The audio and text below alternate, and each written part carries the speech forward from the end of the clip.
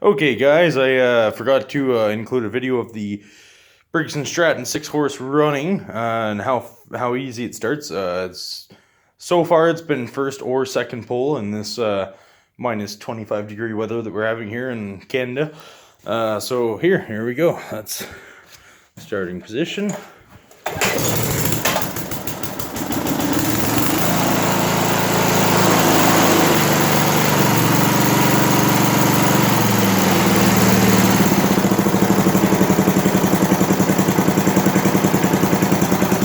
As you can see, it actually has a fairly low idle. The garage door is closed right now, so I'm not going to leave it running too long.